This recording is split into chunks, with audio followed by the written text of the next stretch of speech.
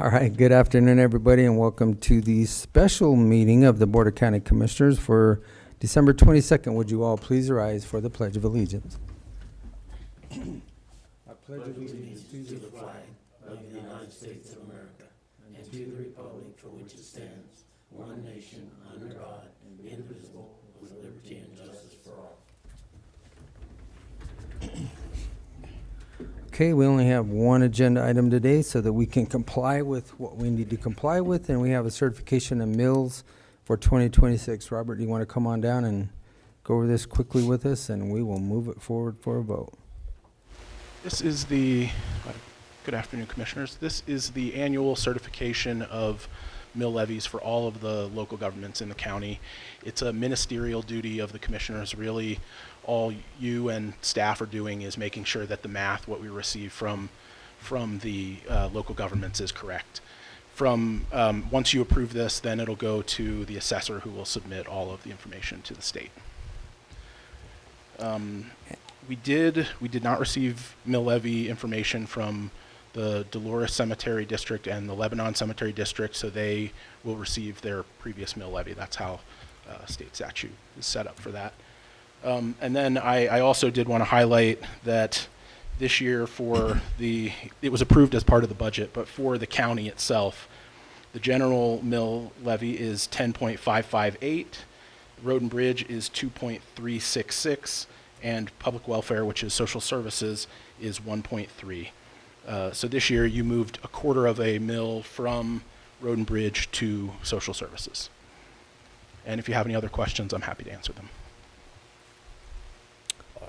I have none. Gentlemen, what's your pleasure? Go ahead.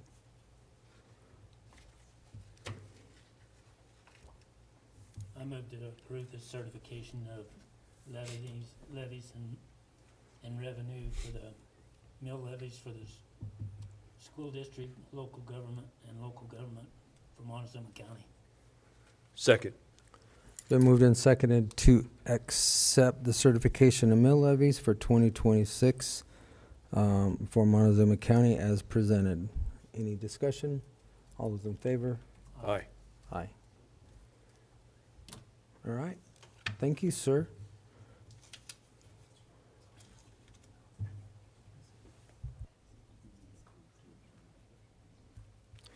And we will... I would move that we adjourn the special meeting. Second. It's been moved and seconded to adjourn the special meeting of the Board of County Commissioners. All those in favor? Aye. Aye. Aye. All right. I'll wait one more minute because there is an actual time on this. Otherwise, my attorney will be looking at me with a... Give you the stink Yeah, eye. I know.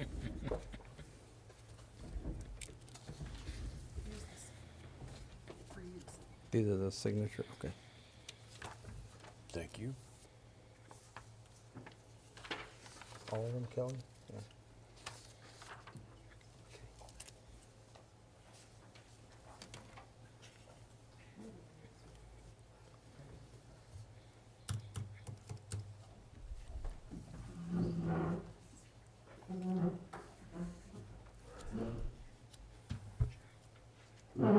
Charles Mike. It's on? It's on. Yeah. I'm picking up. Guess not. All right, it is 1:35, and we will open this meeting for a Board of Social Services meeting, and we will go from there. So take it away, Miss Kelly. So you can see the minutes will need to be approved, and then the finances. We'll go ahead and do that right away. I would so move we approve the minutes of record of proceedings for the Montezuma County Board of Social Services for Monday, November the 24th, 2025, and also approve the financials in the amount of $1,446,708.53. Second. It's been moved and seconded to accept the record of proceedings for Board of Social Services, Montezuma County, November 24th, 2025, and approve the payables for November of 2025 in the amount of $1,046,780.53. Is there any discussion? All those in favor? Aye. Aye. Aye. Okay. The financials for senior services as well as MoCo are attached, and I wanted to note MoCo's got a really healthy balance, and we'll move, I think it's about 76,000 into our bus fund, and I will get that on the transfer in January's meeting. Okay. Just as an FYI. I wanted to give you updates for senior services. I know Commissioner Lindsay, you had talked about the city did provide senior services $2,500 as a grant. Onward gave $2,500. We did get our Anschutz, and we received $7,500 from that foundation, which is great. $4,000 from Empire Electric. Fraley's called us last week, Fraley's Propane, and donated $1,000 to senior services. So we're trucking along. And I wanted to give you an update on the Slice of Pie and the pie fundraiser. That brought in a little over $5,000, and those seniors worked really hard. They made over 200 pies, sold a ton. We had a Slice of Pie event on the 29th and 30th of November, one here in Cortez and one in Mancos, where we got to talk to people about senior services, what that looked like, and sold them a slice of that very delicious pie. So it was very fruitful. We'll see if we do it again next year. It was very labor intensive. So we'll see what our program participants think about doing it again next year. MoCo's trucking right along. We're really amping up for annual reporting. We'll have really good data out of TripMaster for the entire month of December at the end of this month, which I'm really looking forward to. And then business as usual with the Department of Social Services and Child Welfare. We wrapped up 3 trials that were back-to-back, so that's great news. And then I've spent a lot of time on the regionalization and shared services work. And if you don't know, that is going to be pushed out with a longer timeline. So instead of implementation in July of 2026, we're looking at implementation in July of 2027 with time to work out logistics as well as a unified technology system for the state of Colorado. So that's really great news. Thank you for your support in those efforts to get us some technology to meet the needs before we try to transition into something that won't work if we don't have the right technology behind us. But that's it. Okay. Well, that's good news on that. I mean, I did read your update on Friday and made good sense. Hopefully the state will get everything together as far as the software before we try to move anything else forward. So it's good. Yeah, they're hopeful. It sounds like that's the timelines they're working on to get a new system with a workflow, appointment management, all those good things. Okay. Do you have any questions for me? I do not. No. Awesome. Well, thank All you. right. Have a Merry Christmas and Thank Happy you. New Year. Merry Christmas. Merry Christmas. All right. Move we adjourn the Board of Social Services of Montezuma County. Second. Then moved and seconded to adjourn the Board of Social Services meeting. All those in favor? Aye. Aye. Aye. Okay, now we are going to start our regularly scheduled workshop. And starting off, Travis, you have the first one with the resolution setting office hours for 2026. Yes, Commissioners, just a quick typo. I'll have to remove annual holiday schedule from this. Last year we done them combined, but this year we've already done the annual holidays. So this is just setting office hours. It's no different than last year. Each year we have to do this. It's a ministerial duty pursuant to statute, and the Commissioners have to set the office hours for county business. Okay. So Yeah, that's pretty much it, but nothing changing from last year other than taking care of our statutory duties, so. correct. Well, we can approve these tomorrow, obviously, in the consent agenda. All right, next is the emergency telephone charges for 2026. So Commissioners, again, this is ministerial. Currently, our rate is at 1.97. We need to set our rate each year. However, understanding that there may be a potential of an increase in E911 funds, resetting the emergency telephone services at a later date. I know Lori at Dispatch is looking into that, and we can raise it up without having to go through the Public Utilities Commission to increase funding. But this sets it for 26, understanding that there may be a change later on in the year. And just so that everybody realizes that it's still at $1.97 right now. And that would be per every telephone that you own. Okay? All right. A resolution for the 25 amendment of the budget. Robert. This is an annual cleanup that we kind of do every year. It's updating our fund balances, and then you can see the only changes previously approved to the budget were on 7/22 and 9/23 of this year. You approved 2 general fund updates in a total of $160,656, which was for software programs for OpenGov and for iSolved, and onboarding those. And then also there was an expense that crossed, for a capital expense for the emergency telephone fund that crossed from last year's budget to this year's budget and was paid out.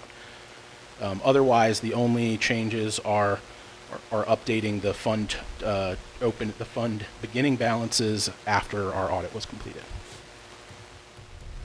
Okay. Any questions? No. Okay. All right. Thank you, Robert. All right. Next bullet point is the MOU between the FOP and the BOCC, and this is Stephen and Travis. So Commissioners, last week, we got a MOU with the Fraternal Order of Police Lodge 74. Again, this is, I'm going to call it a stopgap. Maybe that's not the right term because we don't actually have a collective bargaining agreement in place, but this is a stopgap through December of next year. There's still a lot of work to be done. We need to address some pay scale issues with the Sheriff's Office and pay plan issues. So basically what we're going to do is, instead of the 2% that had been proposed by the Sheriff during his budget, we're going to give a 5% for the FOP members at Staff Sergeant and below. However, the Commissioners also agreed to just do a across-the-board 5% pay increase for all staff.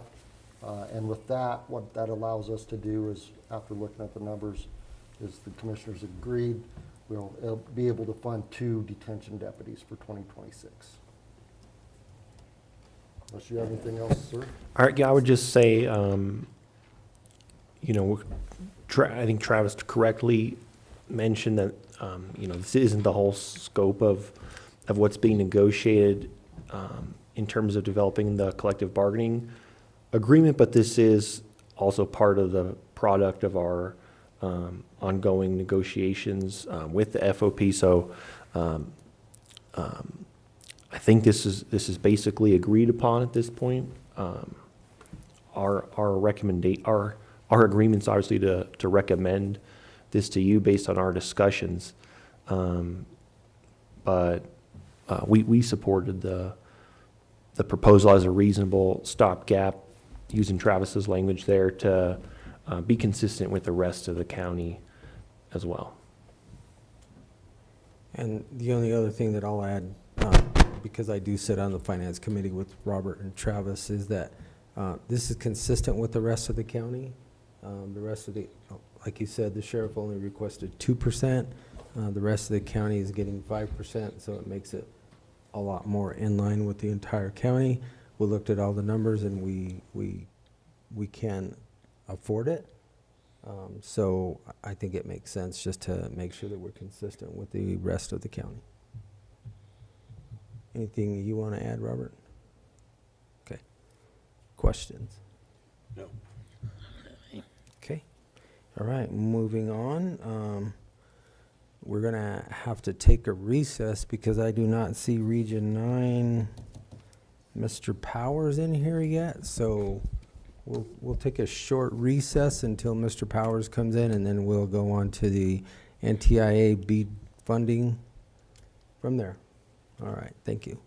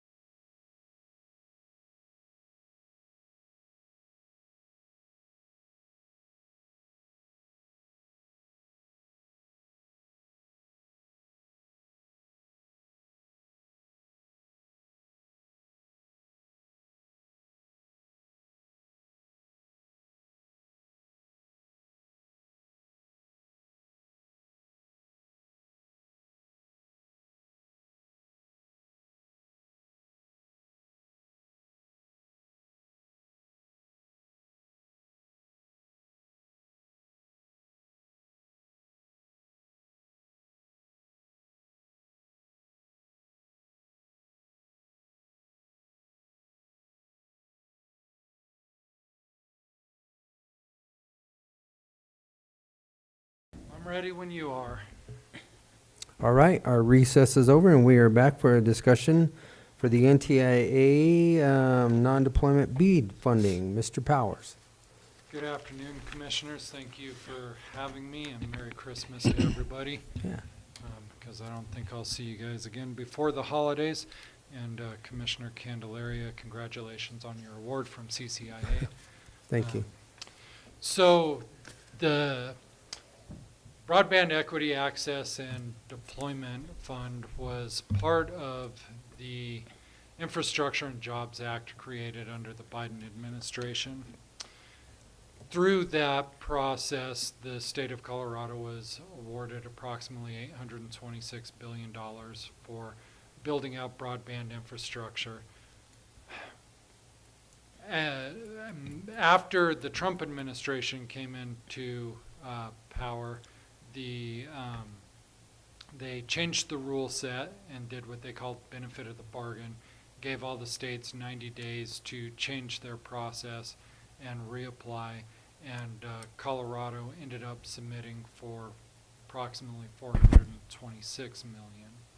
In the original rule set, the NTIA's guidance had said that anything that was not used for the last mile awards could be used for other broadband related infrastructure, such as middle mile access to internet and things like that.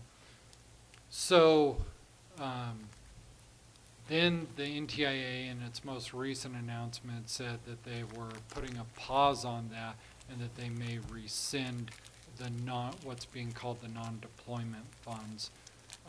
And so Senators Bennett and Hickenlooper wrote a letter to the NTIA asking that the states be able to keep that money for the rest of the broadband infrastructure that still needs to be built. I'm going to digress a little bit and talk about some of the issues with the way the NTIA set things up and why I think it's important that we request that the funds do still be used at the state level. So first of all, through capital projects funds and through the BEAD funding, which we've been very successful with as a region, both programs were set up kind of ass backwards, probably because the federal government was in charge of setting them up. But the way they were set up was during the COVID era, it became evident that broadband was needed virtually all across the country. And so the bureaucrats decided that they needed a program that would get broadband infrastructure to everybody's home. And so they designed a program to be last mile specific, meaning that the broadband would need to go to people's homes or businesses. That's great, but that's like starting the Interstate Commerce Act by building every resident in the United States a driveway and forgetting to build the highways. That's kind of what they've done with broadband is they set up the programs to build to everybody's addresses and left out the middle mile portions. So for example, we're still trying to build the portion that goes from Mancos to Durango. It's great to have internet around Mancos and Durango, but if we don't have the lines connecting, there's still a problem. On the other side of the region that doesn't as directly affect Montezuma County, Silverton gets all of their broadband infrastructure from Durango. It goes up Highway 550, no redundancy. They need to build the portion from Silverton down to Uray, which of course is going to be a very costly build to make sure there's that redundant piece. And of course, no internet service provider is ever going to do that, because how many houses are you going to service between Uray and Silverton? You'll never make your money back. And that's why, just like we help to get electricity to all the rural areas, it takes the same type of investment to get broadband to the areas.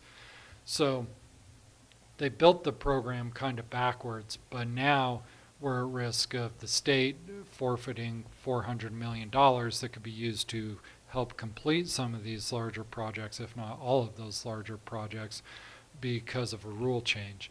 Now, I would say, if I thought the administration was going to take the money that was left over from the states and use that to, I don't know, say pay off the national debt instead of spending it somewhere else, I would say let's do that. However, I don't believe this or any other administration has any intent to actually cut spending. Therefore, with the dollar continually being inflated and losing its purchasing power, I think for our residents, it's better to have assets than a deflating dollar. So I'm here to ask today that the commission, if you agree, would add to the pressure to ask the NTIA to leave the rule set alone and leave the extra $400 million with the state of Colorado to address some of those bigger middle mile funding needs. So with that brief explanation, I'm happy to try to answer any questions that the commission might have. I don't have any questions. I mean, I think it's pretty straightforward. The middle mile, it has to be completed, otherwise there is no redundancy. And if the redundancy fails because it is not there, then you could have a whole community wiped out, which would be probably more for us in the mountain communities. So I don't have any issues. I liked your analogy, but it's like building an all-electric home and a power station, but no transmission lines. So it's, how long you been at this, Shak? 3 Oh my years. God. Yeah. Slow going. The struggle continues. I'd give you another analogy, Commissioner, is what would be fun is if you had a power grid and then you decided to take the coal generators offline, and then you came up with a program to get rid of internal combustion engines and try to electrify everything. And then on top of it, you wanted to implement phasing out natural gas appliances, and then you sued power providers when they were involved in things like the Marshall Fire, so that they were turning off entire sections of the state when wind was projected. You could come up with a pretty good recipe for disaster if you wanted to follow that particular method of operating. Question? Okay. All right. Thank you, sir. All right, thank you, All right. Commissioners. Vote Thank on you. this tomorrow. Thanks, Shaq. All right, with that, we have come to the end of our agenda, and this workshop is terminated. Thank you all.